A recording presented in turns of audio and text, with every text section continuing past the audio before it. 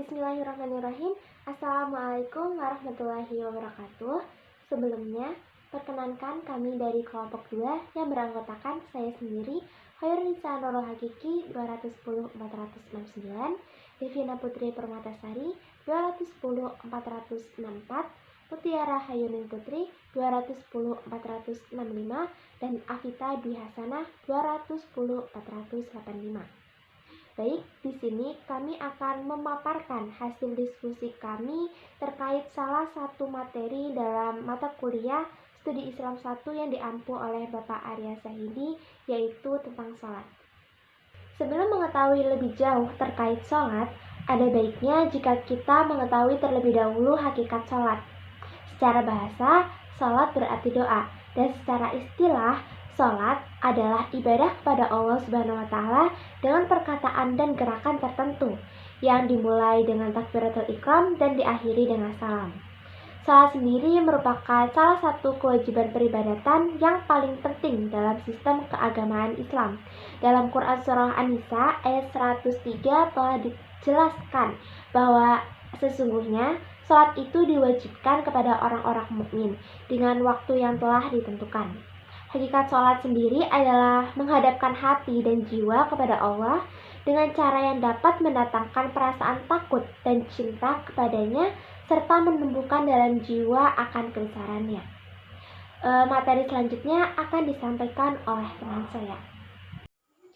Mengapa Allah mewajibkan sholat? Sholat merupakan kewajiban yang paling utama setelah 2 kalimat syahadat dan merupakan salah satu rukun Islam. Selain itu, sholat juga menjadi pembeda antara kaum muslimin dan kaum kafir, di mana seperti sabda Rasulullah SAW bahwa batasan antara seorang dengan kekafiran dan kesyirikan adalah sholat.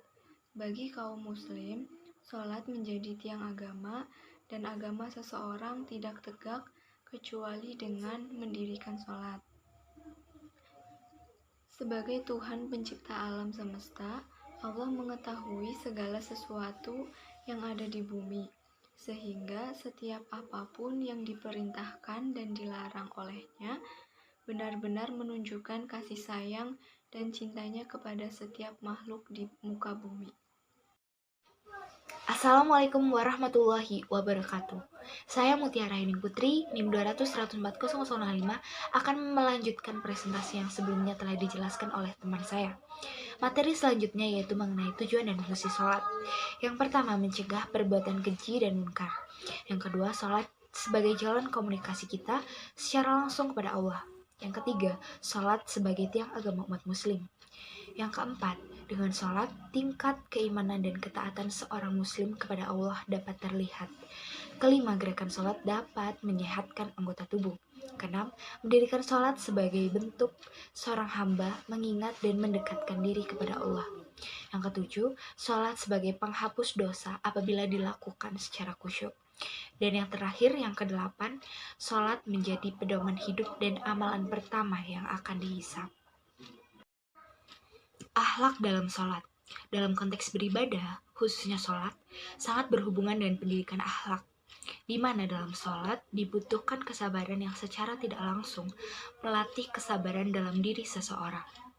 Allah Subhanahu wa Ta'ala menghubungkan perkataan yang baik dengan sholat, karena sebenarnya dalam sholat seseorang berikrar kepada dirinya sendiri jika ia berkata baik kepada manusia, baik kaum mukmin maupun non-mukmin.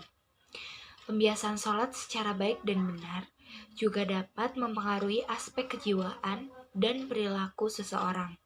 Di samping itu, aspek kedisiplinan juga terlatih dalam sholat, di mana ia akan tepat waktu dalam melaksanakan sholat wajib, serta tingkat konsentrasi seseorang juga dapat dilatih dengan mendirikan sholat ini. Selanjutnya akan dijelaskan oleh teman saya. Assalamualaikum warahmatullahi wabarakatuh.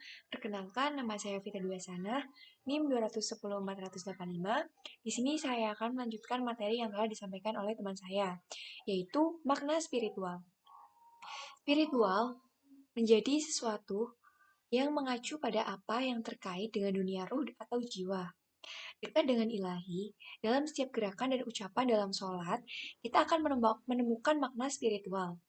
Seseorang yang menunaikan sholat berarti melakukan komunikasi secara langsung dengan Allah, sehingga tercipta rasa aman, tentram, dan damai, seperti yang tercantum dalam Quran Surat Ar-Ra'd ayat 29.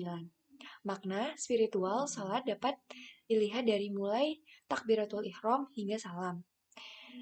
Yang selanjutnya yaitu ancaman bagi orang yang meninggalkan sholat.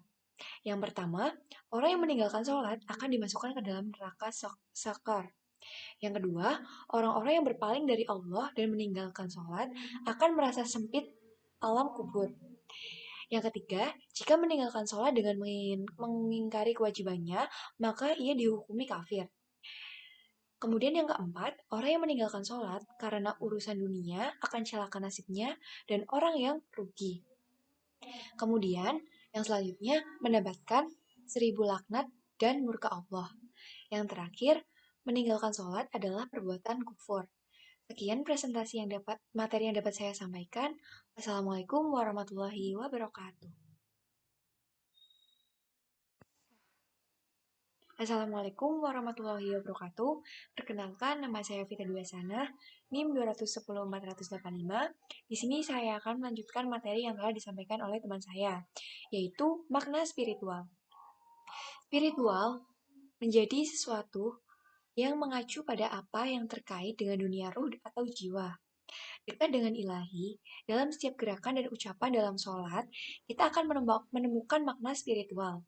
Seseorang yang menunaikan sholat berarti melakukan komunikasi secara langsung dengan Allah, sehingga tercipta rasa aman, tentram, dan damai, seperti yang tercantum dalam Quran Surat Ar-Ra'd ayat 29.